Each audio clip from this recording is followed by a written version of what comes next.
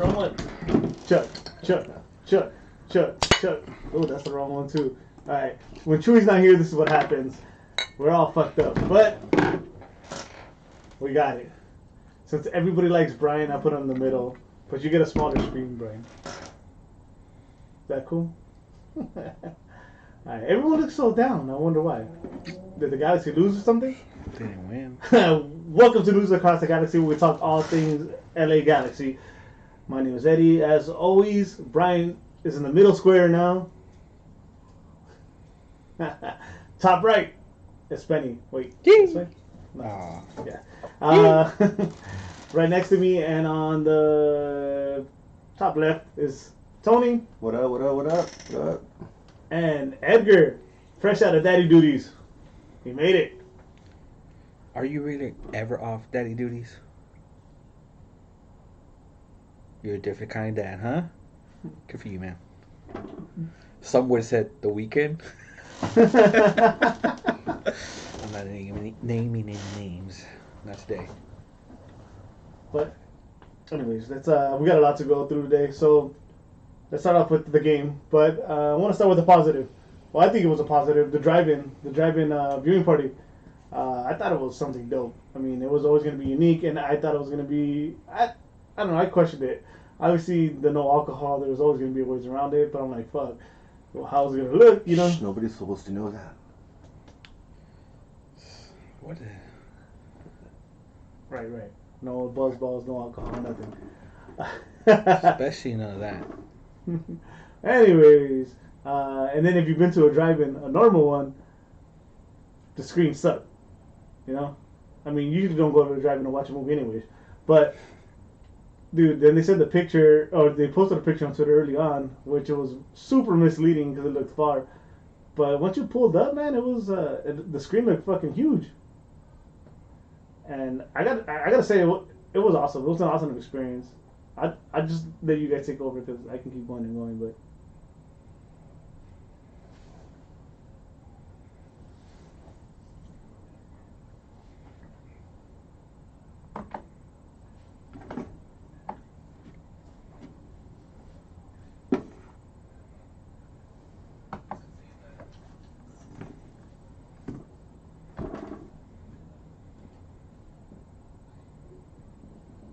Yeah, man, it was awesome, dude. It was actually better than what I expected, like Eddie said, dude. I wasn't even gonna go, tell you the truth. Like last minute, I was like, I'm doing errands. I probably gotta have to like show up really early to get a good spot. It's gonna, it's gonna suck. The screen's gonna suck. But I actually went last minute, and I ended up having a lot of fun, dude. Like, shame on anybody that didn't go because you guys missed out. Corona was like the whole pandemic or whatever, but we weren't really like around people, to tell you the truth. We were in our own little group, and that was it. It was fun. Yeah, I liked it. I liked the concept of it from the beginning. I had the same doubts, kind of how many people were gonna show up, how far were you able to sit your car in front of the screen, but there wasn't a lot of cars. Like it was a good amount of cars, but it wasn't hard to get in or out. The spacing was done right, and at least for me, I got dead center, so I was perfectly fine with no car in front of me. There were only cars like on my left and my right in front of me, but directly in front of me, no cars. So I got the screen right away. I like the partnership that they did. So that I don't know if you guys saw the name on the top of the screen. I don't know it right now off the top of my head, but they had a free Wi-Fi, so you can connect to the radio station on your phone, so you don't have to use like the radio or anything like that. I thought that was neat. It worked out. I was able to have my car off for like the first half and then listen to it on the phone for the second half. Worked out clean. And I got another pin. I like the pin. No, that was a nice touch. But yeah, the whole Wi-Fi thing, I was kind of surprised. I didn't use it. I didn't really think of why, but I guess like because I was able to hear everybody else's car, so I didn't play it through my stereo. But I guess it makes sense if you don't want to risk your fucking battery dying and shit. Just put it on an app on your phone, which was a nice touch, but it didn't really dawn on me until right now that you brought it up. Yeah, no one's thoughts. Edgar, where did you watch it? I know you weren't there.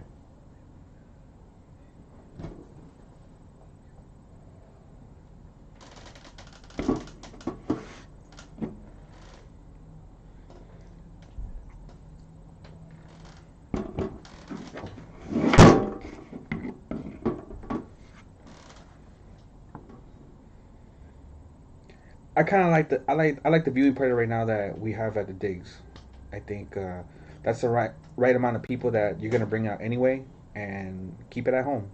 You know, get your fans used to the fact that you got to come to the stadium to watch the LA Galaxy. Make it an experience that you got to come, whether it's home or away. That's where you want to be. The Rose Bowl, as you know, it's part of our history, but that's the point. It's part of our history. We gotta stop looking back. We got Logan Jones from YouTube asking if it was just for season ticket members. I believe it was because you had to RSVP through the email, and they actually check tickets. So normally for these events, they don't. I used to go to season ticket holder events before I was one, and it was just about showing up early, and just I'm a season ticket member. Hey Brian, can you do me a favor? People are having trouble hearing you. I don't know if you have your mic settings on right. If you do, put that up to your face or something because people can't hear you. And people want to hear you, not just see you, apparently. You're not just the face. But this time, yeah, for those asking, this time it was completely controlled. They had it closed until 6. There was a line forming with your car. They opened at 6, and you had to bring out your ticket from the app, and they had to read the QPR, whatever it's called. QPR. Damn, My mistake. Hey, man. Too many of these, huh? You gotta support the little guy too, right? They control the spacing really well too. It wasn't too many cars, but it was fun, you know. You still got a lot of noise. You got chances started. Too bad the game didn't go better than the viewing party itself. I mean, there was a lot of excitement going in. Even before there was like meetups. Won't burn it too much, but it was kind of a dud. But I don't know what you're talking about. But across the street, which they let us, was like a whole tailgate. That shit was fucking dope. Everybody was ready to just fucking party, bro. It was just everyone's in their trunks, keeping their distance, even though you're excited. And not everybody was all hugging. Everyone was cool, wearing their face masks. So besides everything, shout out to the Galaxy fans who did it responsibly. There's a lot of signs. Nobody else is saying anything. Brian?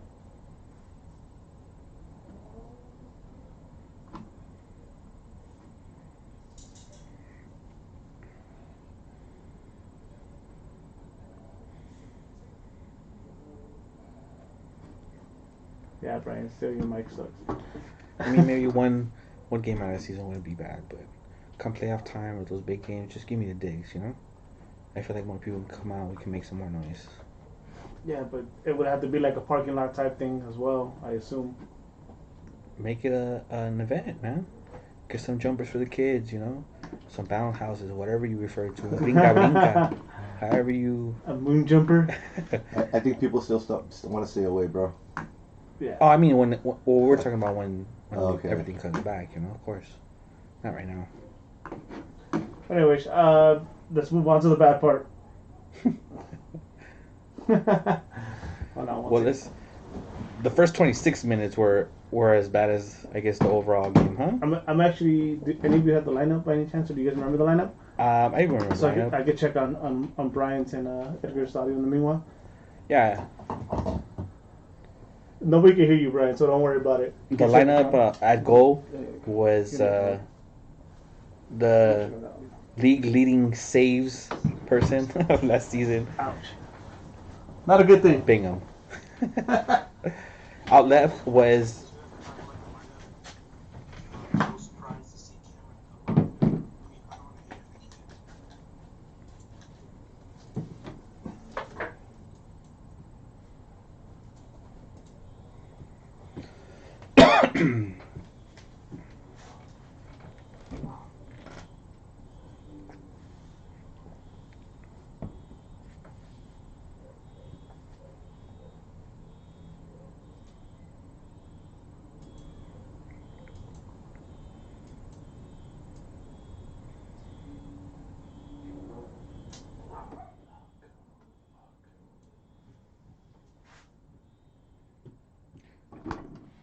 Hold on, let's go through the lineup. So, we were gonna get to Dunbar last because he actually replaced Pavon out left. Pavon played more of a 10 role in this game with Chicha up top. You had legit outright. As CDMs, you had Perry Kitchen and it's the Sasha Kleshin, right? And then on defense, you had Insuna out left. In the middle, you had Beeple with Steris, no debut, even though he was on the bench. And outright was, according to some, the best option on the right wing, Raw Felcher. So as Edgar was saying, Dunbar kind of started over there in the left wing. I didn't mind it. I think for a 17-year-old, he did his work. What do you say, Tony? I give credit to the kid, man, because I think he put it down, dude. He actually did. He was playing his heart out than most of the other people. He was actually putting two touches together. You know, he was making the good runs. You know, maybe things didn't go officially like everything his way, but I think for a 17-year-old debut, that was more than enough for what he did, man. And he didn't fuck up. He didn't do no fuck ups from what I could remember. But yeah, dude. I mean, honestly, dude, shouldn't even be having this conversation. We should be fucking happy because we should have damn won this game, dude. We should have won it by 2-3 goals, hands down. But unfortunately, it didn't happen, and that's why we're that's why we're going hard on our team because we didn't get those 2 goals that we deserved or we should have had won. I mean, if you ask me, we deserved a tie. We honestly deserved a tie out of that freaking game, but we didn't get it. You know? But our team did great, dude. I think we did great. It's just that Chicha missed his opportunities, and that's why we're having this discussion. So, is Edgar talking? Right. I think it's coming through. It's Brian, I know. No, but it's coming through now. I think we're okay.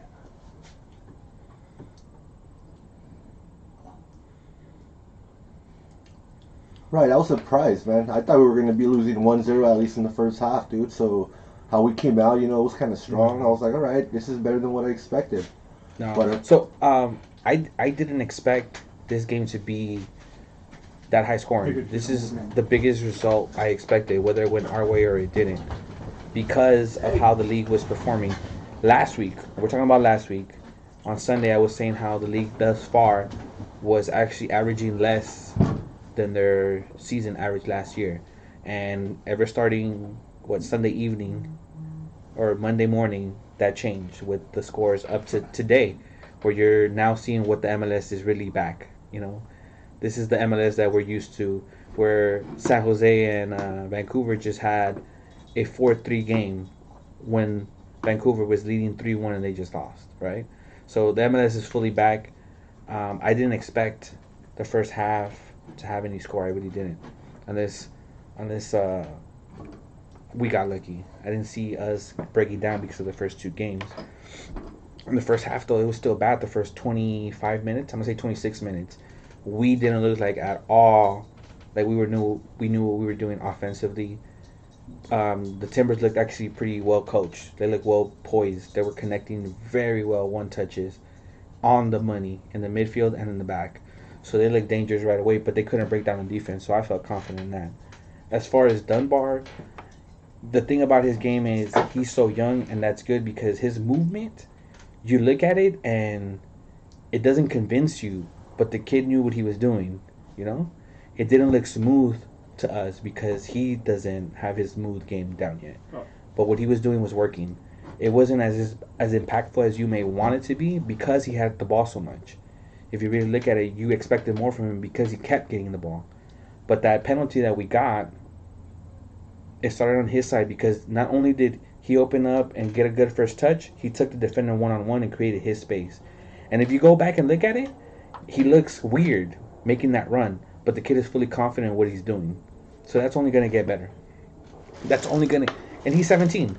Once his game gets smooth, you know, once you polish that game, that boy's going to be nice. By the way, Chad, I'm working on it. Let me know if you can hear Brian and Edgar better. Brian, what did you think about that first half?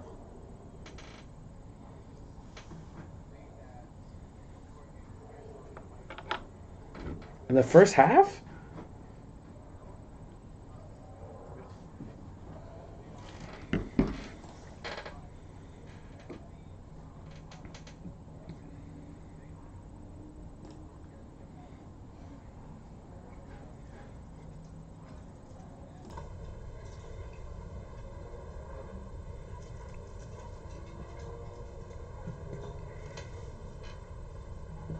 You know what I want to say, man? How come everybody's going in hard on Rolf? To me, I think he had a good game, dude.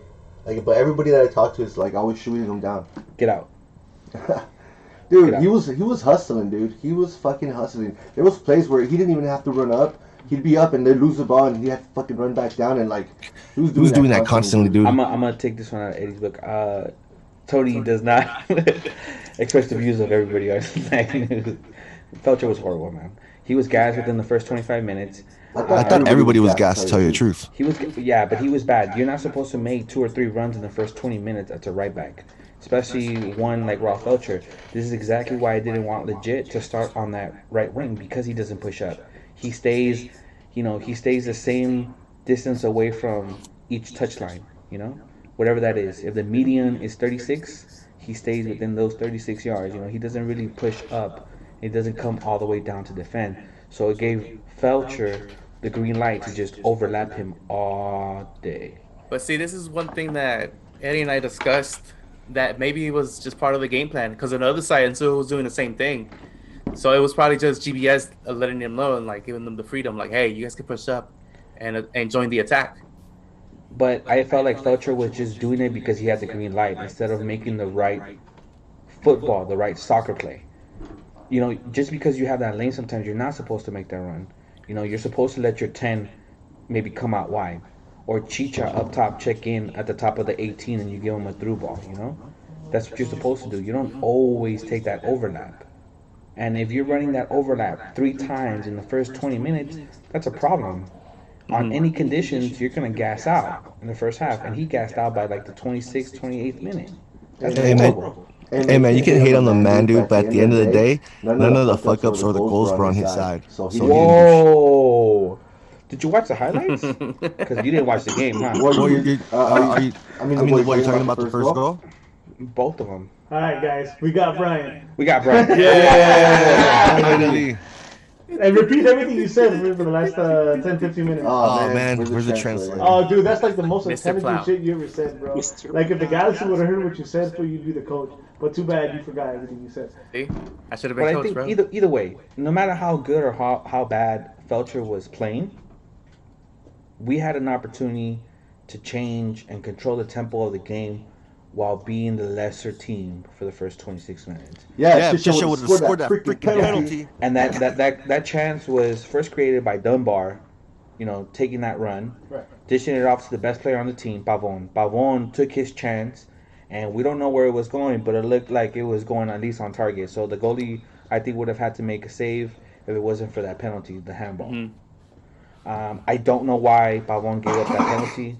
As soon as he got it, I was like, this was going to blast it, and that was my thought. And then I saw Chicha stepping up, and I was like, all right, fuck it. He's the captain. Show up. But That's exactly what I wanted to happen. I'm going to take a page out of Shapes and Styles' playbook, or, their podcast, what they talked about after the game. And maybe you guys can agree to it, because in our teams, because we play together, for the most part, who shot our penalties? Me, right? I've had horrible games. I've had horrible stretches of games. But at the end of the day, I still go and shoot, right? And you pick your PK shooter, bro, and you go with them regardless. I mean, I've never, I can even say never. I've probably never even been the best player on the field in our team. But when it comes to it, same guy. You pick that shooter, and that's what you're going with. I don't mind it. It's just, it's something that we all needed. Not just him. Not just his teammates, not just the organization, but us as fans. We just needed that. Even if it was going to be that easy, we just needed that. So we could believe in him. Yeah, we just needed just that. so everybody could be like, it was worth it. It was worth all that. I don't mind it at this. Hoopla. I don't mind it at this point in the tournament.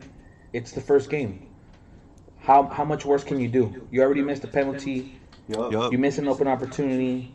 If you do any worse than this, then it's a problem. We saw your worst. Now show me your best. You're a G, my boy. I gotta have your back. You show me your worst, I'm gonna take it. Now show me your best. It's what we signed you for a DP contract for, right? Show up. These next 2 games are more important than the first one now at this point. So show up. Pressure's on. That's true. Once a I G, didn't always think a about it G. like that, but Unless pressure your is name on, starts though. with a K and ends with an I. It's more this Saturday, man. That's what's going on. We'll get to Saturday. We're still in the first half here, Tony. Still in the first half, huh? What else happened? Yeah. I'm sorry, I was like so busy like trying to fix this. Edgar, sorry, you had something to say. My bad. No, I was gonna say, hopefully everybody can hear me. I was gonna say that I think the whole Chicha thing probably more than most people because I mean the guy obviously has that monkey on his back trying to get that first goal, and I mean it's handed to you on a silver platter, and then that happens, and then the sitter as well, and then you start to believe, oh my God, is this guy cursed? What the hell is going on? And I really feel that just like a goal can change a game, when you miss what should be obvious goals like that, really changes the complexion of the game. All of a sudden, Portland had a lot more confidence because our main guy isn't finishing like he should, and so they're like, you know what, these guys are shook up front. Let's see what we can do down, against our defense, and our defense failed us really bad. In the past, we got away with that stuff because, we had the insurance plan that was called Zlatan. But, Chicha is no Zlatan.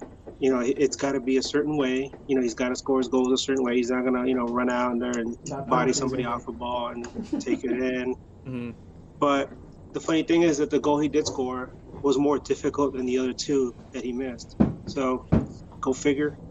The positive, like everybody keeps saying, is like, he actually did score. So, hopefully he does like Carlos Hermosillo did back in the day, and he starts scoring a lot of goals going forward. And if he does get hot, it's at the right time because we're playing the Goats next, and it'd be really nice to see Chicha knock 2 or 3 of them in. Well, if you get him with that Brujo. Yeah, we gotta get that Brujo back. So let me ask you guys this, right? So in the first half, the biggest chance that we had was created out in the left wing by a 17-year-old Dunbar, correct? Mm-hmm. Can we agree on that? Yep. Right, Edgar? Can we agree on that? Huh? Can we agree that our biggest or our most threatful play was when Pavon got the penalty that was created off of Dunbar playing on the left, right? Oh, definitely.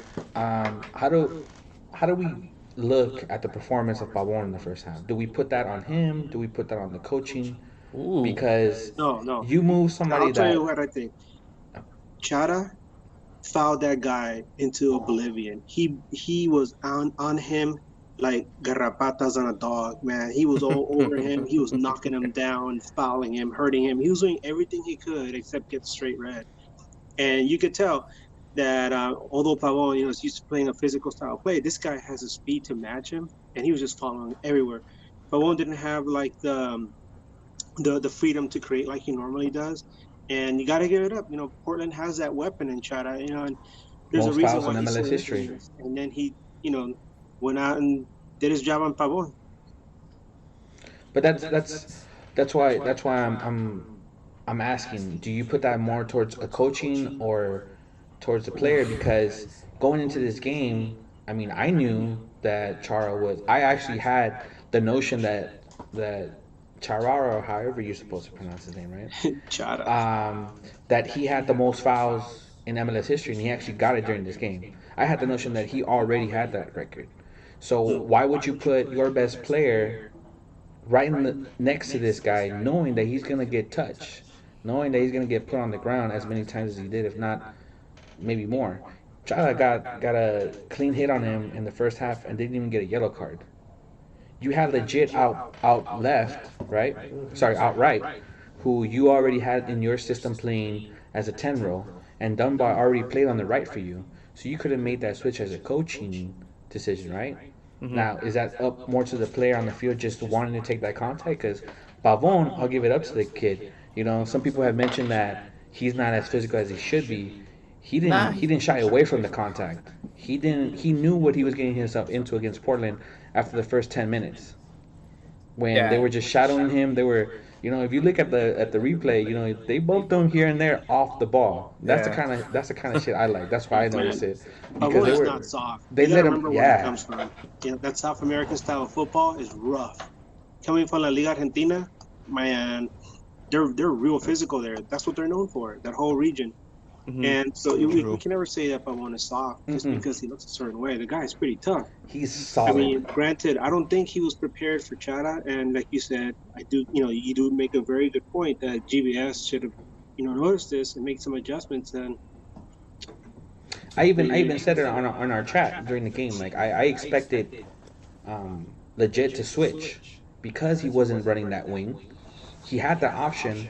They were giving it to him. Villafaña was right next to him almost all game long, if not in front of Legit. They were opening up that field, touchline to touchline. Villafaña got so much chalk on his boots, he can write the ABCs with his finger off his boots, man. He was playing so wide the entire game. They were inviting Legit to make that run, but he didn't do it because he doesn't have that pace. You're seeing that as your coach, as the coach, and as the assistant. You're seeing that right in front of your sidelines, and you don't make that adjustment. For me, it was more of a coaching issue in the first half. You didn't agree with that. any adjustments. I agree with You that. weren't even off the bench. They showed you on the bench like, what the fuck am I doing? Yeah, that's a horrible image. It was bad. It was bad, but not once did I see him off the bench until towards the end of the first half. And I may be wrong about that, but that was my impression as I was watching it. He wasn't making any adjustments. He wasn't off his chair making sure that his game plan was in place for the first 25, 35, 45 minutes. So let's get to the second half. I mean, closing out the first half, I came into the tournament and said, Big Cat 0. I know you did. I felt Portland was going to come in, just run all over us. The next team, I hope they don't, but I feel they might. And then Houston, in our history, at least recent history with Houston, and closing out seasons, I guess now, tournaments. But I was surprised, I think. I was surprised with the lineup, and I was surprised by the way they came out. But then the second half came. That's where shit hit the fan, right? Shit did indeed hit the fan. I mean, Not just the fan, but the defender's face. I know. I talked to him. We was putting about off the air, way too much, and then I think Dunbar disappeared. But I don't think it was his fault. He was a 17-year-old kid. He's got to learn how to adjust and stuff. But the team, Portland, didn't know what to expect. So they got half of them. They got to and that's the difference in coaching, right? You complain about the coach right now. Savarese saw Dunbar for first half. He's like, hey, this kid is gonna do so and so, and then He's not feeling. yeah. And what did he play? Like 20 more minutes, and he was taken out. But do you remember much from Dunbar in the second half? Cool. Second half. Yeah. I mean, no disrespect. No, I expected subs. I expected subs at halftime, or within the first 15 minutes because of the amount of subs that were available to GBS. But at the same time, we didn't look bad coming out of the second half. When we got the ball starting with the kickoff, we kept good possession. The touches were better in the first half. There was passes that were short or a little bit too long. They looked a little bit crisper. I don't want to say that they were a well-oiled machine, but they looked a lot better than they did in the first 20 minutes of the first half. Especially because we got the ball to start off. Now, if you want to get to the defense, that's a different story. To go off what Spenny said, one thing I noticed from the first to the second half was when Galaxy finally started having more ball possession. Even then, they looked very predictable. It was a lot more of the same that we've seen so far, which hasn't really worked, and teams, already figured it out. But towards the second half, Sorry about that. Sorry. all right. He gets excited. The dog agrees with me. Yeah. Towards the second half, they started to show a little bit more creativity, and that's something that would really be appreciated going forward. But because if they keep playing the same way, then teams are going to have a real easy time, just shutting us down. I'd like to see more of that. Unfortunately, against the run of play, those defensive miscues. And, oh my God. I But play don't defense. don't fast forward to that so fast. Yeah, you know, let's look at the creativity part. You know the. Hold on. Damn All right. dogs. Okay. Sorry. It just See, the dogs are getting Goals, upset man. because you get too ahead. But let's talk about the lack of creativity. You know, there's really only Pavon, right? And even then, he seems to be lacking or Damn, that damn dog it. hates Benny, bro. Damn. What the fuck you doing, I bro? know what he did. It sucks because the dog's supposed to be a Galaxy fan. I guess Spain's not a real Galaxy fan. Damn. So Maybe your Fake dog's a ass little food. leva. That That kind of fake leva. ass dog. That dog is He calling has you a the fake colors. ass dog. that's fucked up, man. Oh, So well, yell you at know? You want to call me a fake Galaxy fan over here? It's a joke. It's a Who joke. let this grizzly bear in here? Well, that one hurt. Look, Anyway, back to the lack of creativity. You know, it's you expect it from Pavon, right? And then you played him out of position, and I got excited when I saw that. But you know, as far as creativity, he was limited because he was playing who's his left Dunbar, which you got taken out in the second half, like since from the beginning. You know, literally he was taken out within 20 minutes. I can't even tell you who was on the right. Oh, fucking legit, right? Backwards legit. I'm gonna start spelling his name backwards. You know the way he. Well, that's why you got that adjustment that you did get. But hold on. So getting to legit, it's like it's where you expect your creativity from. And I say this like almost every podcast, dude. I feel like I'm on repeat. That fucker has to be traded, bro. He has to be traded. While I think like his value is down already. At least he was in a music video now about that he knows how to cheat on his girl and that she still loves him. So fuck, if he has some kind of value, trade his ass right now, dude. That guy has nothing to offer, bro. How many years has he been here? How 6. many years? Yeah. Come on. We need creativity. Edgar was talking about the lack of creativity. That's on paper or as a fan or as a, you know, if you're just a casual fan that, you know, seen flashes legit or the highlights that the Galaxy put out, that's what you think one of your creative players are. That's what you think one of your creative players are, right? Legit? No. You mean you would think? oh, with the I mean, what they highlights, make, yeah. I mean, So that's what we bought in with. Same thing with Jurgen last fucking season. Shelvig. Oh, he could score bangers from the outside. He could fucking take it off the wing. So you can make anybody look good in the highlights. Nah, you know what? I'm not mad at the adjustment. The game, I mean, it was either legit or you put Araujo out there, right? And with legit, like I've said multiple times on the show, you get somebody that doesn't lose the ball. You get somebody that's gonna play defense as well as play some offense. Maybe not as proactive as we may need it to be or want it to be, but the guy doesn't lose the ball. And that is a very underrated stat that doesn't go on the stat sheet. How much possession do you actually keep, retain, and further on in your team? Those are stats that you can't measure unless you're watching the game, and the guy doesn't lose the ball. The guy doesn't lose the ball, and he presses pretty good. That's why you had somebody out there instead of Aranjo that was still maybe young. You don't want to go with two younglings. I don't think that's a good combination at all at this point, going with two 17 and 19-year-olds. So you put somebody you trust out there. You let Dunbar run that wing like he was. If it was part of the game plan, because it is, for the wing backs to overlap the way Insuna was doing as well. It was in Felcher's game plan to overlap. It just, for my taste, it was a little bit too excessive. But the adjustment was done fine. You still got to sub within the first 20 minutes. And somebody that made an instant impact, who last week I said had the most pressure on him to show up. Because the team the week before let you take a penalty. That's just like you were saying, right? When you choose a penalty kicker, you stick with them because they're good. So they gave this kid a chance in the scrimmage to show off that he can actually handle a penalty kick. He came in, and even though it was offsides for Portland's favor, the kid had an opportunity, and he put it away. and he did something Chicha should do. Put it on frame. Man, it's Manchester United all over again. I can't be mad at the adjustment. The kid came out to play.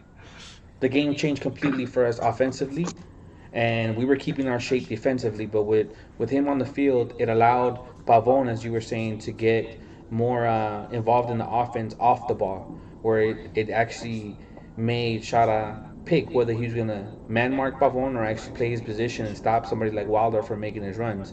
And he chose wrong. See, but this is the thing though. Wild came in. He wasn't a creative player to come in. He was just a piece to put in so we could put our creative player where he works the best, which is out wide. That's how Pavon got that cross into Wild. Pavon didn't start playing get him on wide. frame. Pavon didn't start playing wide. No. I mean, that's why they brought Wild in, so we could get our most creative player to produce where he produces best, which is out wide. So we don't have a creative player come off the bench. And the main concern that we had earlier right now talking about it was who was our creative force going up, because there was the time that, like you said, there's possession that we had, but it was just stale. Like, it didn't look dynamic or anything. It didn't look like nobody was trying to make any runs, nobody creating anything. It was just there. In the second half, nobody was creating runs? There was no creativity moving forward. There was a bunch of times that they looked really stale. Yeah, they did. Until Pablo moved out to that right side when fucking Water came in. You don't think that Insuna crossing it from 40 yards out to what, the 16, 15-yard line to Chicha putting a hit on it was creative? And Suna had at least the vision to try to put it in there, and Chicha did what we need him to do, at least chase the ball. If Zlatan was there, he's doing what he should have done if Zlatan was there. We don't need those for Chicha, bro. We need Chicha to just get those tap-ins, which he did. I understand he it might not fucking throw it up top. He's not Zlatan, bro. He's not gonna go up there and get it. I understand he it might tried not. this and it almost got on, but It may not be the chance you wanted to see, but it's something that they both went after, which is what you need in a game like this. You have to get after it.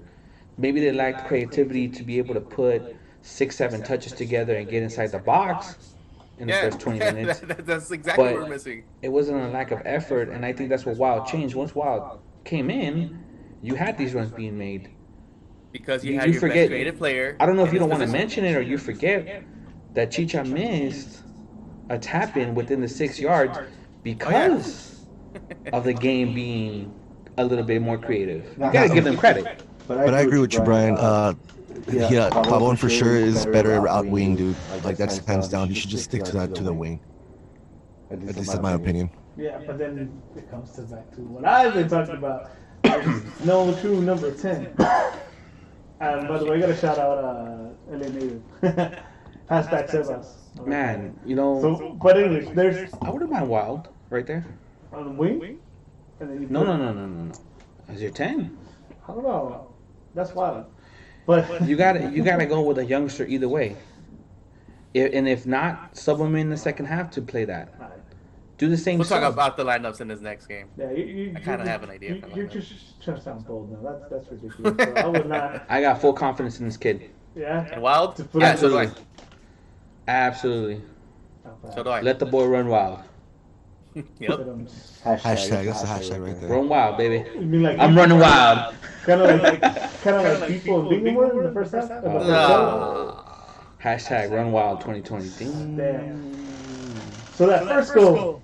Let's take the first crack at it. Who wants to blame somebody? Defense. I just blame the whole defense. I'm not even gonna point out names. Just the defense fucked up. I'm gonna have to agree with Tony. That is exactly what happened. Miscommunication. Nobody in that position talked to each other like, "Ooh, you go," or "I'll stay." Nobody. Bingham went like a little half-ass run. People went right behind him. They didn't tell him to go. And on top of that, Insua was kind of closer to that play than Bingham, so he should have made an attempt to go there. Then the cross came in, and then nobody even put a foot out. So the whole defense miscommunicated in that whole shit. I'll tell you the one person I wouldn't blame, just for this goal, is people. You wouldn't blame people. No, just for this goal. Because people do the right thing and covering that hole where Bingham should have fucking came charging out. No, knowing he has covered, but fucking Bingham not knowing what he does, what to do, how to be a keeper or talk to his defense, fucking started backpedaling. Like, it's the worst thing you do right in that position. And then of course the cross comes in, and fucking Felcher, probably too tired from dragging his feet back, just could have just toe poked, just could have stuck his toe out. Yeah, if I'm being biased, dude, completely, because as a defender, that's what I play. People did what he was supposed to do, dude. He was expecting Bingham to completely come out, which I thought he was going to do, and he just pitched out halfway and then went back, and people was like, dude, I'm already here, what the fuck are you doing, If people knew that Bingham was not going to come out, I'm pretty sure people would have gone at him. But people did what he thought. Well, he did the right thing. Like, he did basic soccer, dude. Like, goalie comes up, you fucking cover the back. Or not necessarily go at him or go to where the pass is possibly going to go. Hasta grande. It was just the whole miscommunication from the back line. It like they weren't in sync at all. And Sua left his guy run a little bit, so he could have been the first one there. Then the Bingham thing, then Felcher, then I don't know. Blanco made us look like shit in that play. Yeah, it was all bad, dude. But honestly, if I'm blaming somebody, do the whole defense, and that includes the fucking goalie. Yeah, that's saying. At the end of the day, I think it's all defense. That was horrible. All right, Edgar, let us have it. No, I'm just surprised at how like the defenders were just kind of ball watching. I mean, the guy standing in front of you, man. What are you gonna do? Put a body on him. Get him out of the way. Just get in front of him instead of just waiting to see what happens. And it's so frustrating to me. I mean, toward the end of my playing days, I was a defender, and I remember we were always so careful about just not letting anybody get in that space. You control that space. You don't let somebody just come in there unless you're gonna hack them down. And it seemed like it was so soft. And that was just the first goal. Don't even get me started on that second one. That one like had me like. You know what? Lead the way on the second one, man. You brought it up already, so I'm gonna let you lead the way on the second one. Go for it. Okay. It seems like they just gave up on that one. I mean, what the hell was people doing? I mean, it was like it was so half-assed. It was just like, he got past me. Okay, let someone else, deal with it. No, man, you're not supposed to do that. I mean, and the fact that they just let him go down there and I think they all thought the ball was going to go past the touchline, obviously, but and then it looked like they were all caught, unawares. But come on, man, I can't even put it in words. It was just so lazy, so lackadaisical, and then Bingham, obviously didn't expect that. He got left out to dry, and it was terrible. What was it? Was it two defenders that he took on before they took a shot? Three, if you count Steres. So it was a rebound. No. It was a rebound. Sua. That shit was on Sua. That goal was on Sua. Let me remind Tony and the viewers. So it was like a rebound. It was like a deflection from the top of the 18 where the first post is, and it went off to the right, and it bounced high on Insua, and Blanco was maybe like 5 yards, 6 yards away. And after the first bounce, he just beat him to the ball. He headed it in front of him, so he took him with the body. He pretty much nutmegged people, and then Steres turned the wrong way. He turned outside of the field instead of kind of towards the first pole. He just took his leg out, like behind him. And Blanco just shot it on Bingham. Bingham would have been lucky to get a save at that point. Yeah. So he pretty much turned his back on him. Yeah. Horrible defending. So he punked Insua. He nutmegged people, and Steres just came in. He should have slid through. You might as well. You should have just slid through. What is he gonna do? Fucking overstep you? Fuck it. Better than what the fuck you did. People is and people does, right? So, people for me 100% in that one. That was soft as fuck. Insua was soft. Insua was the worst shit I seen. That shit was worse than the people. Sorry, SpongeBob is soft. That shit was 100% worse than the fucking people one, dude. Insua was SpongeBob, bro. I don't know. Hell yeah! How are you gonna let fucking Blanco punk you when you have a whole yard in front of you to cover the ball? You gotta make sure you fucking rip that shit out, bro. You can't let him just go around you, and he snuck around him, dude. Punked him off. That's horrible defending. That's Insua. I'll body him up, right? Like box him out or try something. to. Because I was gonna back Insua up with, which I completely forgot. I was gonna back up Insua was saying that people played in Italy, but then Insua played in fucking Bundesliga, so I think that's actually a little more rougher. So yeah. So let's blame it on Insua. All of them. The whole defense again, off sync, bro. What's going on? Yeah, this is the back feed instead. So in the 75th minute, we got thrown a lifeline. Fucking red card for the guy from. Damn, this is what everybody that was praying for Chicho. This is what we needed. That red card. And if only we can get a red card in every game. then we'd be golden. Well, not even because we still lost. But you know what bothered me about that red card? I mean, not the red card itself, but I think I'm saying this a lot. You know what bothers me? You know what bothers me? But oh, you're a Galaxy fan, so a lot of things bother you. It makes sense. you know what really bothered me about that? What stuck the most to me was that you have a man advantage, and it sure did not seem like that. It did not seem like that. It seemed like Portland kept playing the same thing, and they kept doing the same things, and Galaxy was still having a really hard time just trying to get anything going, and that was pretty sad to me. At that point, I really thought the game was going to end 2-0, even with the man advantage, because it didn't seem like they had a sense of urgency. I mean, you got that man advantage, and it didn't matter. Obviously, you know, the game ended 2-1, but still, did you guys really feel that the Galaxy had that man advantage? That it really like worked in, you know, toward them? I'm just gonna say this. Maybe I did, but then again, I was in a different environment. I wasn't at that, you know, the drive-in viewing party, and the energy changed. You know, once that red card came out, so maybe I was feeding off that energy. Maybe I should go back and watch that game. But I felt it like I felt for like 15 minutes. The crowd was into it, and we're, you know, just cheering our team on like we're at the stadium. Yeah, dude, there was a cool 15, 20 minutes where we were just on them, dude. Like, if it wasn't for freaking offsides that were minimal, we could have easily tied the game. Yeah.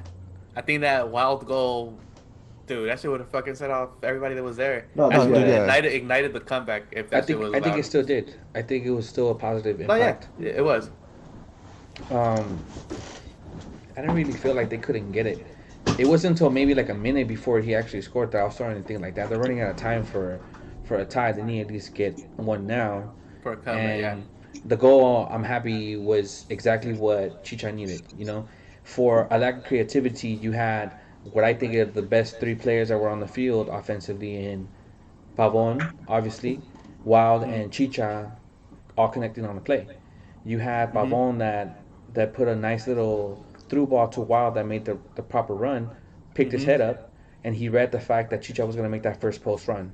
You know, so you got, in my opinion at least, the best three offensive weapons that connected in the final minutes.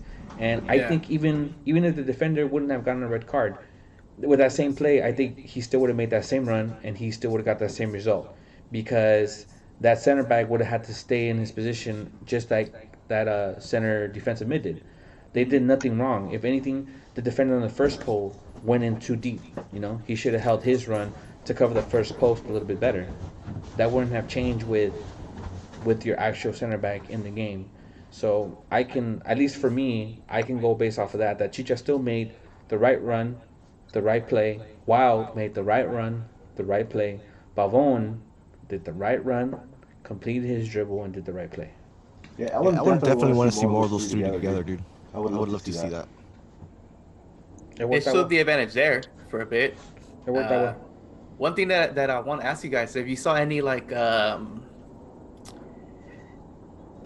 when Wild came in, did you guys see Chicharito a little bit more animated? Because I feel like they have like a little type of connection. And probably I'm tripping, but when I saw Wild come in and when he made that goal that was offside, like him and Chicha kind of like, all right, cool, like we got this shit type thing. Or was it just me?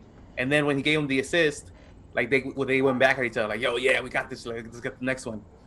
You know. So is it just me, or do they have like some type of chemistry, and that we could probably even use in the next game playing dual strikers? I don't like this misconception of what Chicha is. He is a poacher. You know, he's here to get that final touch. If you don't have players around him that are intelligent enough to put that ball in, then you need to change the people around him. You know what you're getting when he's coming in. This game, at the end, we just didn't defend. He had his opportunities, yes, he missed. But you still got to give him credit for the fact that he got after it. I don't think he lacked confidence. Even after the missed penalty, he was still getting after it. He was still making these runs. He was still doing his job. What I'm saying is if you saw him a little bit more comfortable with Wild as his partner in crime, as opposed to how he was with Pavon. And I'm saying that I don't think it matters to him. You just got to give him the serves that he needs, period. You know, that Insuna cross, even though I pointed it out as a positive, it was pretty. It wasn't a smart pass, but they were just so desperate to create something that he still went after it. Nobody would have blamed him if he would have just kind of like outran the ball, because that's not where you're supposed to get the ball. He looked at it, he measured it, he put something on it. You know, we've seen him score those goals. Stuart Holden on the broadcast even said himself how he already got a goal like that. You know, he's gone after those. Give him an opportunity. If you don't put nobody to give him the ball, then it's just as bad as you coaching him in GBS as he is as a player. And, you know, all these people talking down on him after one game, 3 if you want to count the regular season, he's better at his job than you are at yours. But you don't see nobody asking for your head at work, right? I didn't think so. I'm not going to work. So joke's on you. You know, once a G, always a G, man. He showed us his worst. Like I said earlier, he showed us his worst. So now, let's expect his best. These next 2 games are now more important than the first game was. Because if you don't win them, you have no chance at advancing. So now we just got to support him to step up. Don't discourage him. Encourage the player. Does your boss come up to you and tell you you're shit at your job? Do better? No. Always. You know, he puts confidence. He gives you training and puts you confidence, right? And I'm better at my job. Then some Man, people, yeah. if I was as efficient as Chicha is at scoring goals, I'd be in unemployment line right now. You'd be in the history books, my friend. You'd be on this podcast. Yeah. And so we still got the other game coming up to talk about. Let's wrap this one game up. Something we haven't done in a while. You guys don't remember. We give awards. We do give awards. So we have the Geo Award, which is Game is off. Game is Off Award. We have the Naxter. Wait, no. Next standing Standing player. I forgot. Wow. Which is our MVP. And then Honorable mention. Can we give that to Marcelo Sarvis? Oh yeah, He didn't play. the Can we make that official now? The Sarvis Award? The Sarvis Award, Yeah, we man. talked about it. Honorable mention. People don't talk about that guy, man. There's a lot of people who don't talk about it. We'll talk about it off air. We always say it, Sarvis but we never Award. do. I like that though. I think this Geo one might be easy. I'll start it. You know, if it's not easy, I'm gonna say it's Chicha. What? Yeah, Hey, it's his, Brian, not yours. Chicha. Yeah. 100%. Whole different game. If it goes in. Since you Either disagree, one. Brian, what do you think? Or my Geo Award. Game is Off Award? Game is Off Award. And we'll come Aside back. from the whole defense? You gotta pick one. You, Just to rattle some cages, Rattle some I'm gonna say cages. Pavon. ooh, I as the face. This is his team. I expect Rattle way some more from him. cages. Understandably, I'm that gonna he call you has. Ice, bro. Yeah. Understandably, he's had a couple months off, but just because his game was off, this game, I'm gonna give it to him. Hey man, physically, dude, he looked way better than most Yeah, people, you know. Yeah, He didn't break as easy as Sandrini did. What do you think, Edgar? I have to say Chicha, just because of the fact that he missed those 2 goals. That's really disappointing.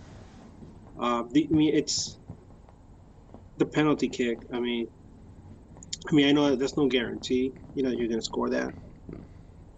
But I mean, when you have such an important match and you have very limited opportunities, you got to get that in there, man. It changed the whole complexion of the game, like Eddie said, and so it's going to be Chicha for me. Damn. 2 Chichas. Yeah, I'm gonna agree, dude. I'm gonna say Chicha on that one. You want to rattle some cages, Benny? No. Rattle some cages, bro. I'm gonna. If I can't get away with this one, I have another one, but I'm gonna go with GBS because you His game was off. you had 5 days to look at the tournament, make your adjustments, adjust to the climate, and prepare a game plan that was competitive. You used 2 out of 5 subs. The Galaxy used the least amount of subs in the first 6 days of the tournament. The least. Nobody else has used only 2 subs. Everybody else has used at least 3. GBS, last season we got used to the fact that he would sub out his wings and his center mid, or a combination between one wing and a defensive back. He didn't. I don't think he went after it enough. You know what could have hurt to put out, an Efrain Alvarez for the last 5 minutes, or somebody else to just run at this defense. You were losing 2-1 and you were up a man. Take that advantage and run at them because legit wasn't going to give you that option. So I give the game is off award to GBS. I think it was important for him to come out and win these games with so much time for prep. Have you guys seen those videos of GBS, man? He looked like he did not want to be there, dude. He was like pissed. He looked like he was like he had calentura or something. I don't know, dude. Well, he better want to be at this next game. I don't know if you understand. I think it was just his frustration that the team didn't run how he envisioned the team running. I want to see your honest opinion, dude. If you're GBS and you're like, oh hell yeah, shit, he was gonna score this, and then he fucking misses that, dude. How the fuck do you feel, bro? Like, you gotta give your boy confidence as a coach. Of course, you gotta be like, all right, let's go, let's get the next one. You know, deep down inside, he's like, son of a bitch. You know what you do, Tony? Bullshit aside. You know what you do? You stand up and you let him know that you're still fully behind him. You don't sit on that bench and expect him to do better. You get up as a coach and you encourage everybody else that's behind him and at him as your captain. You speak up for your captain when he's not speaking up. I like that. During the broadcast, I think Stu Holden mentioned that he was surprised that GBS was so nonchalant. He was just sitting there. He didn't have any energy, and you would think he would get up and try to either yell at his players or try to motivate them. And he was so.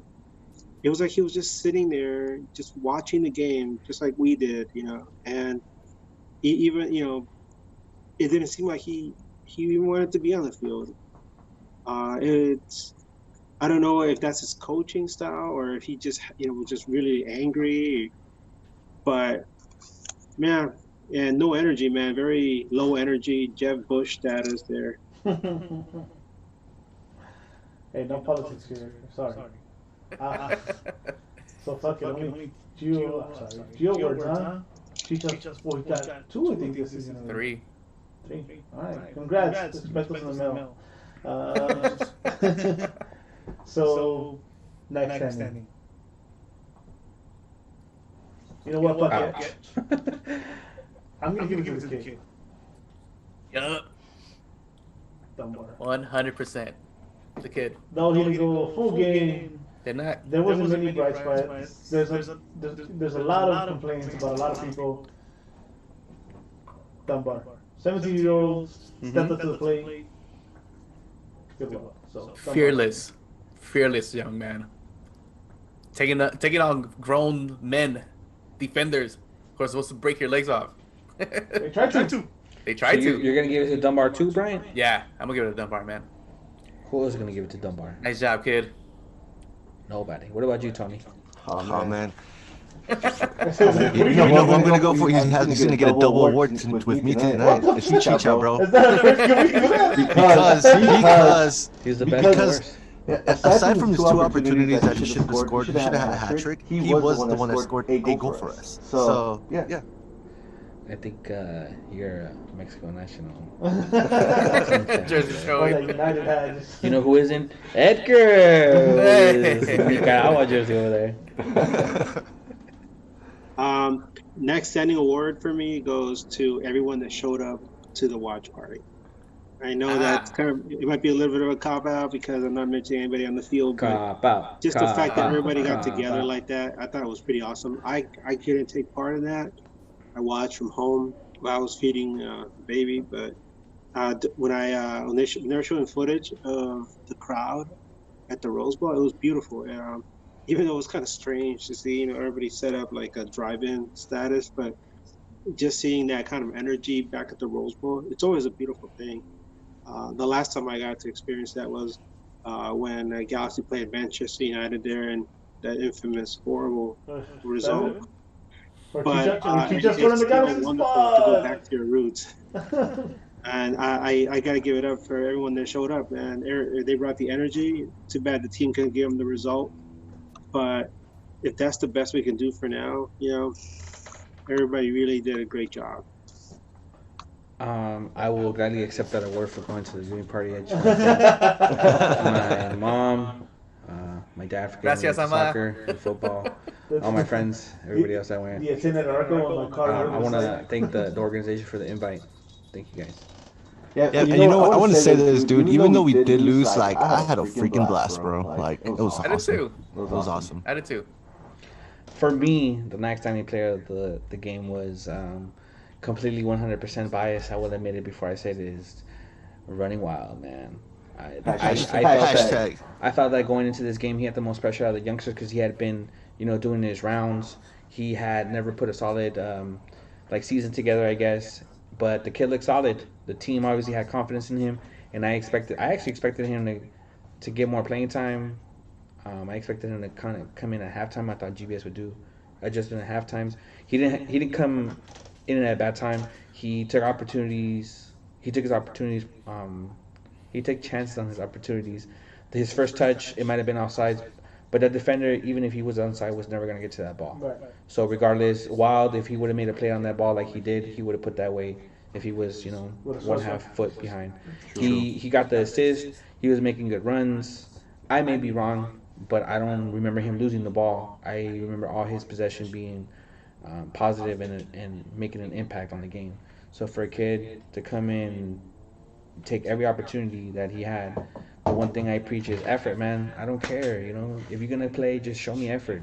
Die out there actually contributing to a win. That's why I'm not being so critical on Cicek, because he didn't give up on the game. Even though he had missed a penalty and he had missed an open shot, he didn't give up on the game. He was chasing the game, and so did this kid. He was running wild. So Next time. So honorable mention. I'll start it off. Sasha Kljestan. I should have said Wild, but you already gave him Wild. So just to give Sasha Kljestan a shout out. The guy's old. Than most of those players out there. He looked up for it. When they put the camera on him, he wasn't breathing hard like Chicha.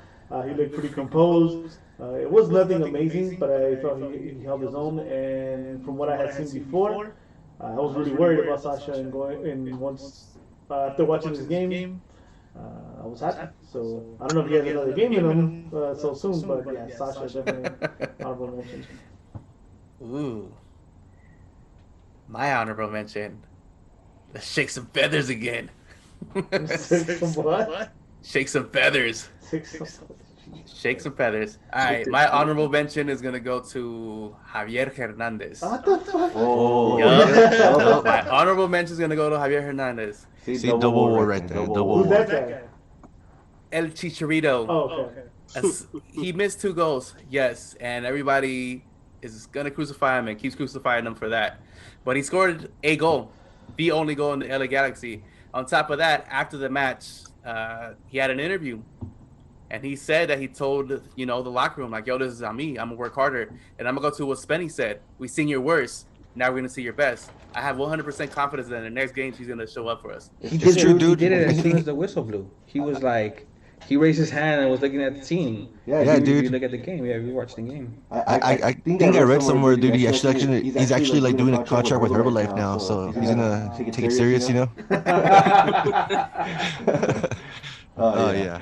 No, dude, my honorable mention has to be, for the same reasons that Spence said, it has to be Wild, man. Hashtag running wild. Same reasons.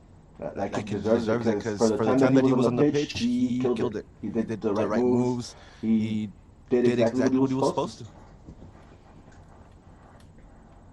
Alright, so Edgar, you got one, or you look like... Yeah, no, I was just waiting to see if he had anything to say. No, I agree with Eddie. It's got to be Sasha, and I think one advantage that Sasha has is that he used to play in Orlando, so he's used to this kind of weather.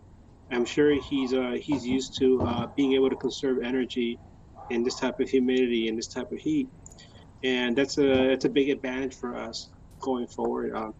It's something that we haven't mentioned yet, the fact that he has experience playing there, but you would think, right, going in, because of his age and possible limitations, that it would hurt us. But actually, you look back at the game and you really have nothing. You can't really say anything bad about the way he played.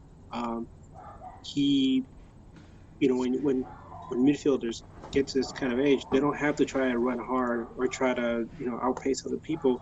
They just have to be very careful about how they take their steps, where they're going to get their pass, and make sure that when they do get the ball, that make those steps count. Make sure that the passes count. And he's not a world beater, but he was efficient enough to, get a lot of stuff going for us. Hopefully, going forward, he'll improve. Okay, so now going into the next game, it's no secret who we got next, right? We got LAFC next. It's not a home game. It's not an away game. It's a bubble game, right? For me personally, at least, again. Wait, did you give an honorable mention? Who? You. Yeah. Didn't I? No, you haven't. I don't have one. I don't honorably mention anybody. Dunbar, at least? Yeah, honorable mention Dunbar. Good job for his head kid. You get For your 17 years old. You get your prize in the mail. You know, he's an upgraded version. He's an upgraded version of Boateng, and he's only 17 years old. I like the fact that his movement, it didn't look sharp, but it worked for him. So once he polishes that game, if he stays with us, he's going to be dangerous. Or even if he doesn't stay with us, I think he'll be dangerous as long as he's looking to improve. There you go. All right. And I hope he improves by the next game. So Edgar, you were saying that Sasha is your honorable mention. Next to Sasha was Perry Kitchen, right? The reason I think Perry Kitchen got so much playing time was because obviously Joe Corona was on a suspension. Going into this game against LAFC, who just completed a comeback against Houston, averaged their the MLS, went above the average of the MLS last season of 3.25 goals. What's your expected lineup for the game against LAFC? I'll go. I think we come out very similar. Just Kitchen for Corona. Corona for Kitchen, sorry. Same lineup with Kitchen. GBS. GBS surprises once. Exam surprises twice. Yeah. You think the same thing? Exactly what Eddie said, dude. That's all I see, dude. Because I see Wild coming in as a sub. Always. I think he's that spark that we need. So yeah, I see the same lineup and just switch them out in the middle. What if GBS learned from this past game that switches up where? Why are you shaking your head, Brian? I don't think he learned. If he didn't in the first 5 days. Let me give you an example. Pavon out to the wings and see what he can do. But do you think he's gonna do that, or do you think he's just gonna keep it like this? I mean, that's a possibility because he gets on the back. Let me just remind you about one thing. We were shocked when people started out right in that playoff game, right? And we're like, shit, it worked against. Sorry. So. So. We like, wow, that worked, and there was we all knew there's no way people's gonna handle that speed on the wing in the second game. And sure enough, that game comes around and people got right again. So that's why I think there's gonna be no drastic change. There's gonna be no fucking. I don't even think Pavon's gonna go back out wide. To be honest, even with all those midfielders available. So there's two ways to look at this. One, we keep the same lineup. I mean, with Corona obviously coming in, but we keep that same similar lineup because if Chicha had scored that penalty and maybe gotten that second goal, we would have walked away with the win. Obviously, he didn't. Whether that's a fluke or whether he was just having a bad day. In the end, we ended up losing 2-1. How much of that red card had to factor into that? I don't know. So maybe that's the way. Or that's just something different.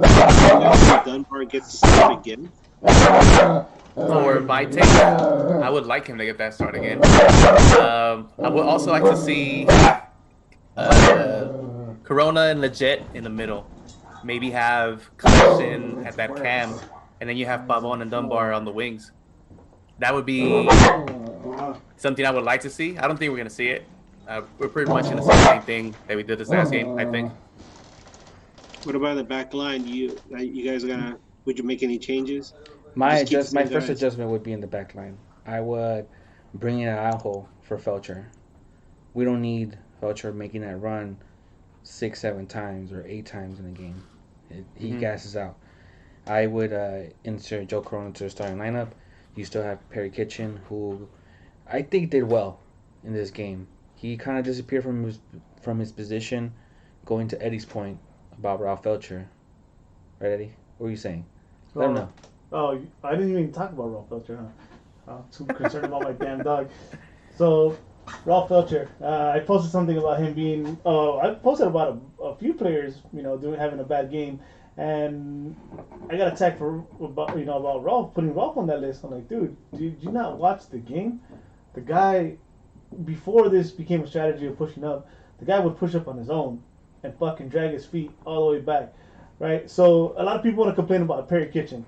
I understand Perry Kitchen again didn't have an outstanding game, but the problem that Perry Kitchen was having was covering fucking Felcher's spot all fucking game.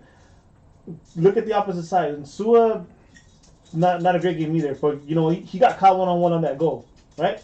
If that was his mistakes for one-on-one. Yeah. If that goal would have came on Felcher's side, he wouldn't have made it. He made it by the time that fucking he made it by the time he broke through 2 defenders, but it was always Kitchen there, because he drags his feet. He always gets beat with the over the top ball or just in a counter. The guy's fit. He's on these yoga magazines, but he can't fucking track back. I think it goes back, something I mentioned multiple times. I just don't think he has a football mentality. He's a great athlete. Obviously, he takes care of his body, of himself, but I don't think he's someone who's playing football because they have a football mind. He's an athlete that's good enough and cheap enough to play. That's not something that we need to ignore. Football. He's here because he's cheap. Mm-hmm. He's here because he's cheap. He is an athlete, but I think he's an athlete playing football, not a football player. And he doesn't have that mentality of when to pick those runs. He got the green light, like you mentioned earlier. He puts his head down, and he knows he's supposed to make that run, so he starts going. And Soon is a little bit smarter of how and when to hit the next speed. When you're overlapping, you don't just overlap. You gotta wait for the play to actually develop, right. So you know that you're either gonna be the number one option or drag the defense to create an option inside. Felcher's like, nope, time to overlap. Let's go. Yep. Instead of Insua where he's like, all right, let's overlap. Oh no, we don't have that option. Just hold the run. Give your winger his space. And give your CDM an option. And sometimes you're making that run just to make space, not to be the focal point. Sometimes you're supposed to make it, maybe 10 or 15 yards in front of your midfield to create that space, not to actually push all the way up. Yeah, and look, and to Angel's point right here, he's saying Rolf didn't do anything cause the goal.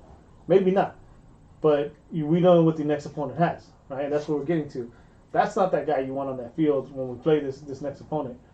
Because if we're running this what seems to be a bit of a new strategy where they're continuously pushing high, we're gonna get eaten up. And wide. Yeah. I'm serious about Biafania getting so much chalk on his boots. They were playing wide, hella wide, and Felcher was never there. He always had to recover. He didn't space himself right. That's why I would take him off the starting lineup for the next game. Put Julian, who actually performed against the same team last season at home for us. He did enough. It wasn't his best game of the season, but he did enough to where he at least created something or gave somebody like Zlatan, hopefully this time, somebody like Chicha an opportunity to create something. And that's better than having Felcher just make those runs and not actually contribute offensively. I don't think he connected on any center that he put in. My next up would be Depew. Has he ever? My next one would be Depew. Bring him in. He showed you he wants to play. He showed you he's gonna show you effort, and if not, he's gonna die trying. So he gave full effort in the first 2 games, and I'm fully confident that he would do it again. For who? I would say people, just because Stirs I think earned his keep last season, and I would go with that Joe Corona sub. I would insert him to the starting lineup. Okay. I think you already said it, right? Yep. So let's go quick. We got predictions and then questions. And we're done. So who wants to go prediction first? The way the MLS is back for real now, I think another 3-3. Either we lose 3-2 or we tie 3-3. Oof. Alright, I don't want to go with the loss. I'm going to go 3-3. I think they're going to lose. We got 50,000 on the line. You think we're gonna lose? Nah, 3-3. 3-3. Nah, it's going to be a high scoring game. I don't know how much of it we're going to tie, but I think there is a good opportunity to tie, and it's going to be high scoring. One, because our defense sucks. Two, their defense sucks. And I want to believe that monkey's off Chicha. I want to. So make me fucking believe. Score 7 goals. Make it 7-7. Like, whatever. We're gonna try. Fucking That's a cop out. You're a cop out.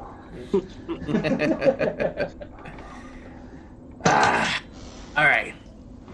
We are winning this shit 3-2. What's up? Chicharito with the game winner. Woo, woo, woo, woo. I agree. Yeah. Yup. 3-2, man. That's my score, too. It's a Galaxy show. Fuck it, we're gonna win. Everyone's copying each other out, and you're gonna have a different score. A real one. 6-3 Galaxy wins. There you go. Hey. See, that's as real as it gets. Julio Spasso on the chat is saying 2-1. You know what? You wanted my real score. I think. Okay, I'll be positive. You guys always ask me to be positive. Damn it. All right, a positive Galaxy wins 4-2. How's that? Ooh, I like that. Not Samuel just get the win, Blais. decisive win. Fucking hat trick for Chicharito or what? Hat trick for Ethan Zubak, who comes off the bench. Samuel plays Blais. I don't know how you want to pronounce it. It says Galaxy 5. 3 LAFC score. Scores Chicha, Pavon, Corona, and your future Golden Boot winner, Ethan Zubak. 2. Middle of the match, Zubak. Manny is being very optimistic, very positive, very pro LA Galaxy, saying 5-0 G's. Oh, yeah, take That's it. what's up. I take my prediction. Jose is saying 3-2. Chicha hat trick. He put Chicha hattie. So I put it up on Instagram for voting. So I mean, obviously we're Galaxy podcast. So 77% said we're gonna win. Only 23% said no, and I guess I was at 23%. Well, me and Brian, because I asked him we're gonna win, and Brian said we're gonna tie. So I said we're gonna win 3-2. Chicha with the game winner. oh, you did. You Spain, If Chicha scores freaking 2 goals, if we win because of Chicha, I will forgive him for the loss and the penalty and Yeah, everything. hell yeah. We're gonna see his best. We saw his worst think we already. need 3 goals. I just think we need 3 goals to win, tie, and if we don't score 3 goals, we're most likely gonna lose. If they don't change the defense, I don't know if we can keep LAFC from scoring 3 goals. You know, they still have some firepower out there. From what I saw in this game, they're still gonna open up the field wide. The advantage that I think we're gonna have in this game is that if they do put Pavon in the same position, I don't think nobody's gonna be able to physically outplay him. They don't have that type of player on that side that I can think of that's gonna effectively beat up Pavon. If he didn't go down with the highest or the all-time leading fouler in the league, I don't think he's gonna go down or break to a rivalry game against LAFC. Yeah, hopefully he steps up and has a fucking amazing game. So, question time. Y'all ready? Y'all ready for this? There's a lot of them. There's a lot of them. Somewhere. That's not happening. We'll go to Instagram. _Alchemist. Depuy for Gonzalez. I'm done with Giancarlo. Depew for Gonzalez? Yeah. Omar Gonzalez? For people. Oh, sorry. Come on, man. You know that said it. I was thinking like people for Omar Gonzalez. Yes, absolutely, yes. Depuy. I was way off. Yeah, I think you said Depew. that. I'm not Depew. Sorry. I'm not ready for that. I was just. I'm ready for that. No, I'm not ready for that. You have 5 subs. Why not? You have 5 subs. If you're fucking up, bring in people. You only use 2. Use your 5 subs. If you're gonna waste them like that, might as well try them. And if it comes worse to worse and you're tied, Depew used to play forward. Bang. Go 3 back and attack with Depew behind or in between Pavon and Wild and Chicha. Come on. GBS. Put your forwards Take out me as there, a man. coach. That's a little much. So, simple question. Run the 4-2-4. Go for it. So yeah, I'm not ready for Depew, Depew and Steris. You guys? Yes. Would I go with that? Is that what you're saying? Yeah. Yeah. Yep. Why not? We already seen the Pew people. Let's see the Pew this Stairs. big game? Say it again. Would this be the game for it? Yeah. For what? For that starting lineup. The Pew Stairs? Fuck it. We're gonna win anyway. Chicharito's gonna fucking take us to the promised land. Man, just try it. You got 5 subs. Fuck it. Bring back Maybe Tom GBS keeps forgetting we have 5 subs. I'll Maybe. tweet him or something. Hey, fo, we got 5 subs. He's listening. Ruben Husco asked, should I stop wearing my legit jersey? LOL. Bro, you shouldn't have bought one. I Should have have never one, bought so. one. A legit jersey? Yeah. I have one signed. Shoot, I have a legit jersey. Damn it, I don't. No shame From in the it. for me. from the first season he was here though. There you You got me a purse though. He got you first. But did he get it for you first? I don't give a fuck. I got one. Fuck that song. Sauce underscore 94. What's your starting 11 for Saturday? I can't read the whole thing because this damn thing cuts off. But we pretty much gave it already. Junior DS CIG. Why is Eddie's always right about taking fat ass L's? Some fat ass, and I know what. He's a pest. No, I mean, it's just look at the team, bro. I'm not very optimistic about this team. I'm a little more now from what I saw, but they're still young, and I still. Oh wait, I said a tie. We're gonna watch with 1 point. Tell us, Eddie, who hurt you? Where do you want to start? So Point on this can where you've been touched. Daniel Ortiz 19. If you're GBS, do you start Dunbar every game? If you're GBS, what? Do you start Dunbar every game? Who else are you gonna start? He was productive in your first half, something that you need. Well, I mean, you can say that you're going to keep the jet and you're going to push for one wide, and you bring in the trio of Sasha, Corona, and Kitchen. True. Just throwing it out there, Brian. If you're asking, fucking one thing. Nah. I wouldn't be mad at it. I mean, Keep the kid out there. if you're gonna give him a half like that, that works. You know what? You put him on right and take out the jet. I don't mind him starting. Nah, neither. I don't mind him starting the next game, and you just evaluate as the tournament goes. It's a tournament. So at least for right now, for the rest of the season, yeah, you start him. In the second game, he doesn't show up in the first half, then you start exploring your options. Make some kind of adjustment, goddamn. I mean, I'm thinking he doesn't be mad with Dunbar starting. The kid has a lot of problems, and he showed that. I mean, he showed that game in, game out. It's only going to get better, I think. Let's see where we at. Los Angeles Sports Page. Who should be coming off the bench next match? Fucking Zubac. Oh shit. Did I say that loud? I want my tattoo. I don't know who's gonna win the Golden Boot in the group stage. So. Honestly, I hope coming off the bench is Gordon Wild again and Kitchen, because that means he doesn't start, and we're probably solidifying a win. True. I think it's gonna be Wild. Yep. Yeah, running wild. Hashtag running wild. Let him run wild, yeah. What do you think, Brian? I'm just gonna agree with you guys. At this point, I mean, who do we really have on the bench besides Wilding Wild? out, man. You gotta be wilding out. There you go. So yeah, Wild. There's a lot of ways to go with this Wild thing, huh? Running Wild, wilding out. I have faith in him. And we all do. Good size, good speed, Yeah. smart player. So far, A ver what he's qué shown. hace. That's true though. I completely forgot about Efra, which is not a good thing. But I would like to see Efra. Do I think he'd come on the bench? I mean, I just saw Wild, so I'd like to see Wild come off the bench. Maybe we see Koreniak. Maybe we see. Koreniak too.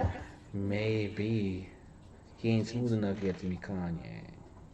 We'll see. We'll see. Yeah, We're gonna be bring winning it- 6-0, so we can put him in at the Bring last Alvarez minute. in the last 5 minutes, 6 minutes, 7 minutes. Plus stoppage time. He'll get a good 10, 12 minutes. So don't underscore look into underscore the, and then it cuts out. Who sends Plessy flying on Saturday? Ooh. I hope it's DePuy if he starts.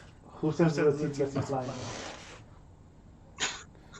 Well, what side would he be playing? If he plays Dunbar, hell yeah. If he plays, Kitchen will take care of that. Yeah, he will. He's a type. He's gonna like stomp him to the ground. Benny Corona too, man. He ain't no pushover. He got suspended for a reason. He got a red card, right? He ain't no scrub, you know. He's a good size too. But that's just anybody. Fucking Bingham, I don't care. Knee to the face. Have Bingham run over Latif Blessing. After he scores him.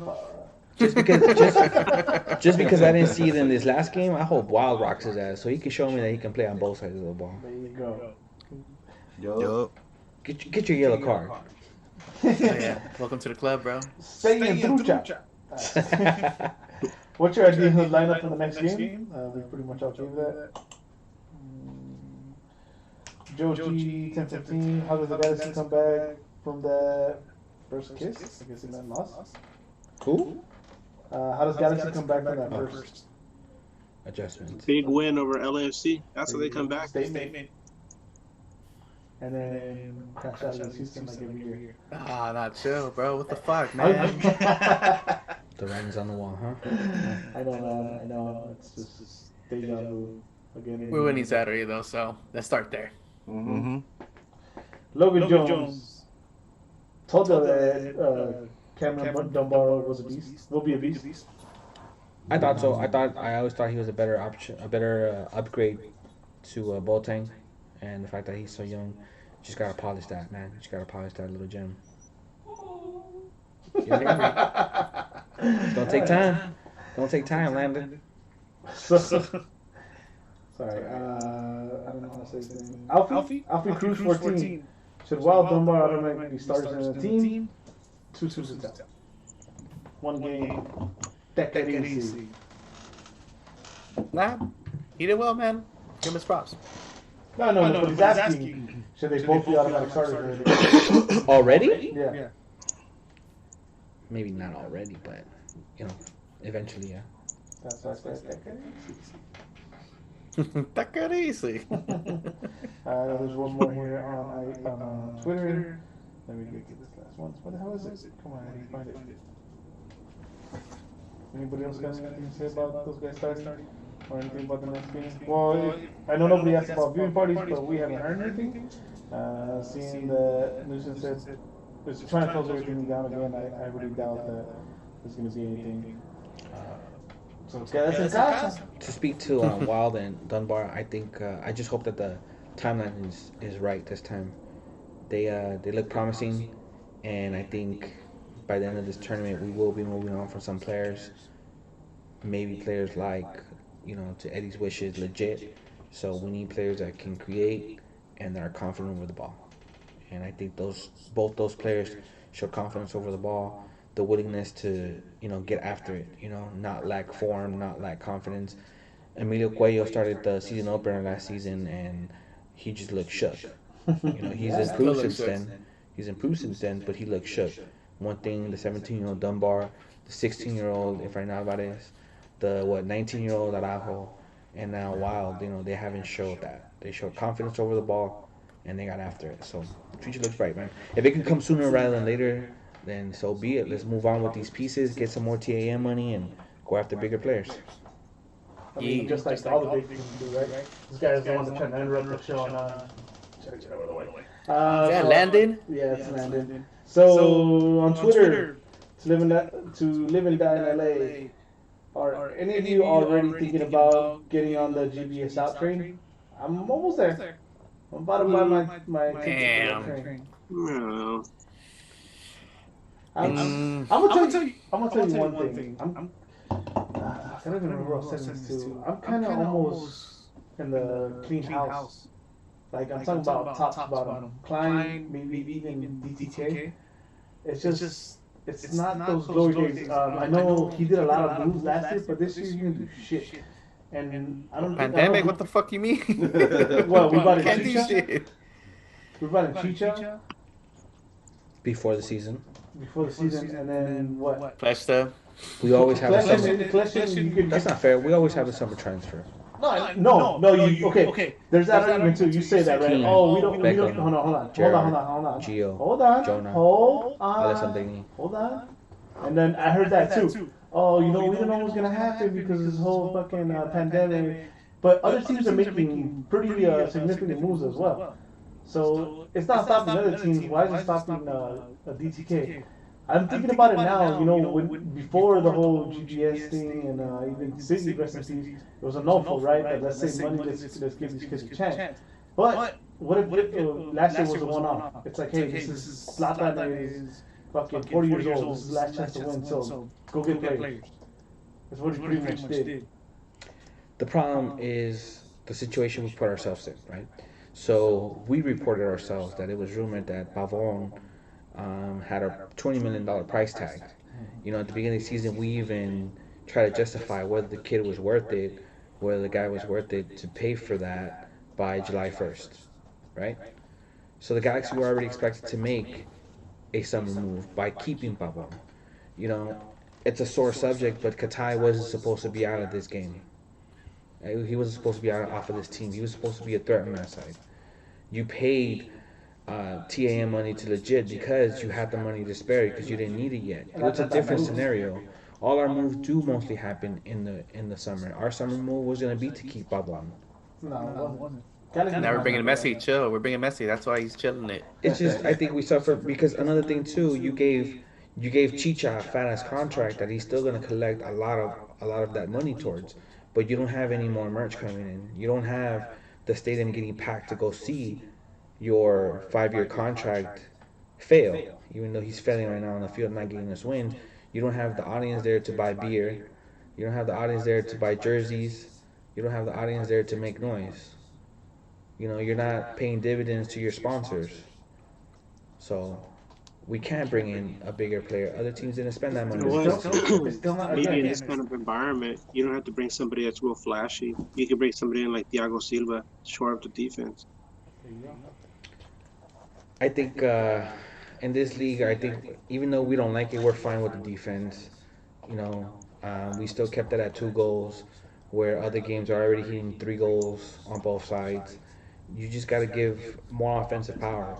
We're lacking on that right wing. We've been lacking a true right wing for 2 or 3 years now. You couldn't count on Alessandrini. You couldn't count on Alvarez or Antuna to show up on that wing. He just wasn't providing what the team needed. And now we're lacking it again with Katai. We've been playing handicap for the last 3 seasons. And we forget about it so easily that we're just so used to it now. We haven't played with a full squad. For how many seasons now? 4 seasons? Yeah. But again, another question was the GBS out train. But to me, it's just again, it's the whole package. It's out to me because we know who they're catering to. The money's being spent in the wrong places, in my opinion. I can go as far as now. Jonah his contract has to be reconstructed because Dude, I love my Galaxy. And I know Zlatan was awesome when he been in the field, but again, we took a chance. But I'm tired of it, let's just fucking sell out stadiums in other cities. Would it support this guy because he's Rasa and he claps cheeks, Let's support this other guy because he's good looking and he sings. Let's sign this guy because he's dating a pop star that makes horrible music, Fuck all that, dude. I wanna win. I'm over it, dude. I'm over it. And bring footballers that know how to play the game. It's literally what it's been the last couple of years. That's what it has been since Tim Lewicki's left. It's just gone to shit, dude. Look what he did over there. Not to talk too much about Toronto. Say what you want about Michael Bradley. Michael Bradley took the fat pay cut. That wasn't just like, I want to stay. Like Wiki had some work to do there too. So. I'm just comparing it to that and the old days, and I'm just over it, man. I want to fucking win. I'm sorry. Hey, the question was, you guys want to ask the question? The GBS out? Out here? No, we're not there yet, but we're getting there. I would say that if he continues to show the same kind of disconnect that we saw in this last game, where it seemed like he was checked out completely. Mm-hmm. Then I would say that maybe he's on the way out too. Maybe he just feels like what am I doing here? This is not what I expected. I mean, but it's so hard to try to gauge these type of questions considering the current state of things. A lot of people find themselves at least once a day questioning what the hell they're doing, because the whole world is upside down. Right. So I mean, look at Pavona. If you follow his social media feed, it seems like he really, really wants to go back home. You can't blame him.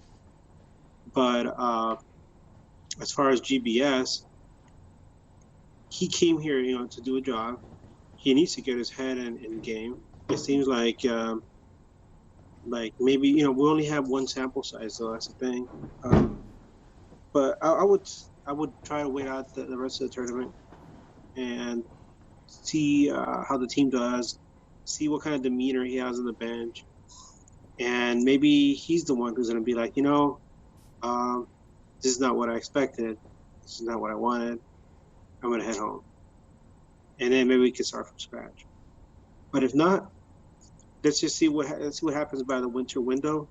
I mean, although I don't know if there's going to be a winter window because everything's so weird nowadays, the league starting at different times. But let's see what happens. See what happens with DTK and GBS get their heads together. But as far as right now, I don't feel it's there yet. I feel like we're getting there. But a big win over LAFC changes everything. Yep, it does. It does. And then just tune in on Sunday and see how our tone changes if we win. Brian with a GBS tattoo on his throat. Come on, Boca fucking GBS jersey.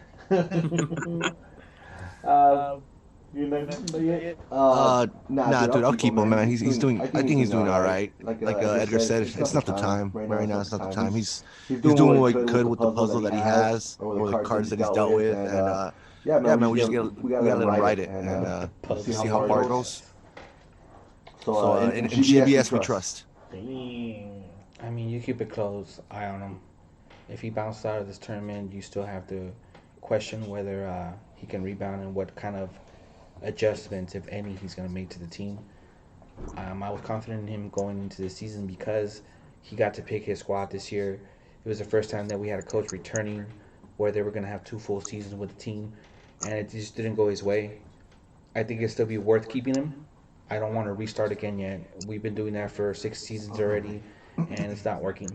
So unless we find somebody that knows the salary cap the way Bruce Arenas did, that's the reason he was so successful, because he knew both sides of the MLS, both the coaching and the front office side of it, where he manipulated the crap out of that salary cap. And we're just not doing that right now. Teclos is doing the best that he can, but he just doesn't know those loopholes to fit his team the way Bruce Arena did, because he knew what he needed. He knew what kind of player he needed to fill that little hole, and he got it as a GM.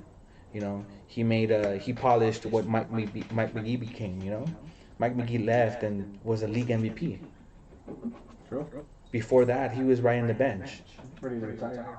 And Bruce Arenas polished that up and had him play left wing, in the middle, right wing, a number 10, and had him play goalie. We don't have a coach. We don't have a coach that can bridge both gaps together right now.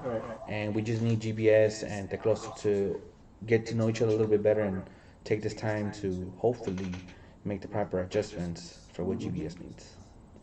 I'm happy with that. But we're running a little late. We're not going to get to the hangover, Brian. I'll talk to you after. We might just record it and put it out. Yeah, I know. Some people got to go. But thank you everyone for watching. I know we went on a little late today. We went on quite a while. But you guys all stuck with us. So you can find me on Instagram as Eddie_Nags, on Twitter as Eddie Nags all together. Tony. You can find me under Tony_Royale, whether it's Twitter or Instagram, same handle. You can catch me on Twitter as Spenny Bayless, and you can catch me as a right center back. on borrachos. You can find me on Instagram, Twitter, and PSN as Bryant Nags, all together. Yeah. And your OnlyFans as well. And my OnlyFans. Plow out. And we've got a social media. You could find me on PSN Oh, what? as Northern_Raven. All right. Yes. I thought it was more. I was like, this is Saturday. Again, thank you everyone for watching. Tune in Sunday when hopefully we're in a lighter mood. Well, we're In a better mood. in a happy mood, you know, saying that we always knew GBS was the guy. But yeah, thank you everyone for being on with us on this late Wednesday. Sorry about Landon over here, just getting used to people, you asshole. But so then keep on nagging, y'all. Yee. Hold on.